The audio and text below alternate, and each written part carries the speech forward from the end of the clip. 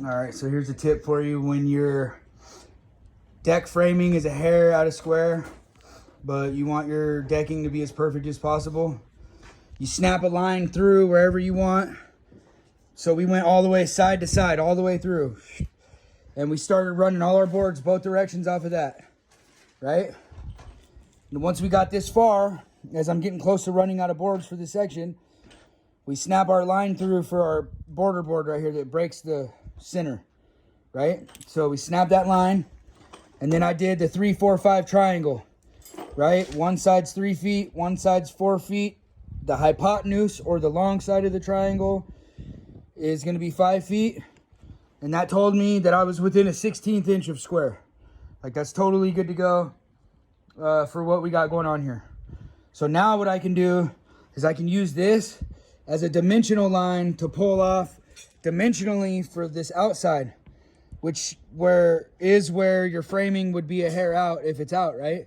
So now I can pull wherever I want it on this side. I can pull the same number from that line, and I can do the same thing back here, snap it from here, and I know that this is within a 1/16 inch of square, right? Now I can base all my other sections off of that, because there's going to be this border board here, right? And then it'll be fill, and then there'll be a border board there, and then it's going to switch directions. It's going to go this direction, right? So I like to keep, no matter what, on this one, we ran from this, where is our overhang. So there's going to be 1.25 inch, this board's bent right here, but there's going to be 1.25 inch overhang right here, right? That gives us enough room to slide our fascia up under. So I based all of our numbers for this off of that. So that way, all these boards right here line up with our picture frame. So it'll be one clean line straight through.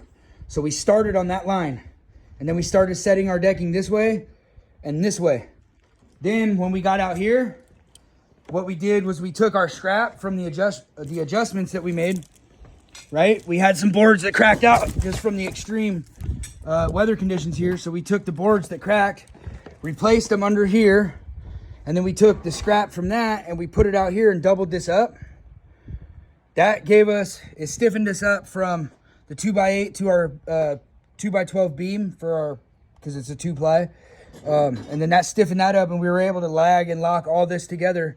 And we doubled that up. And then now what that allows us to do is have this end perfectly full boards, no rip out here, right?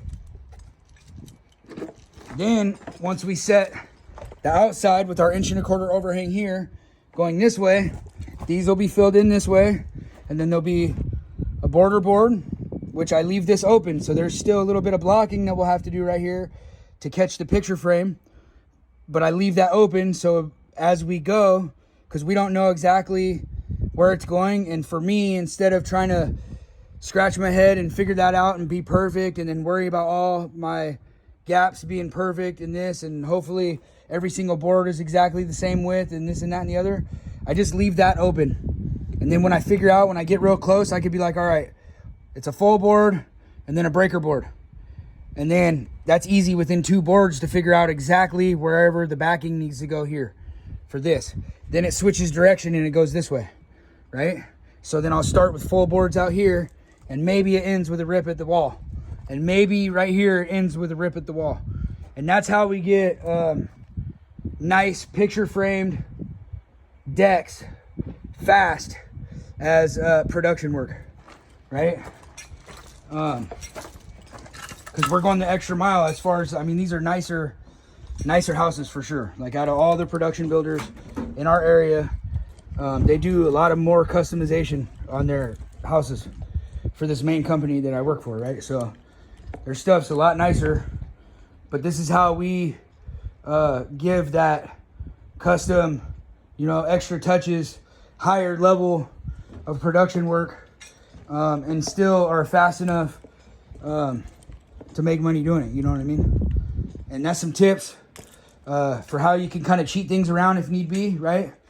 This is a pretty big deck, and it was about 1/4 inch total out of square, which is not a big deal at all, right? So again, if you're a tiny bit out of square, then you can fudge everything back to square this way, and I just showed you how to do it, right?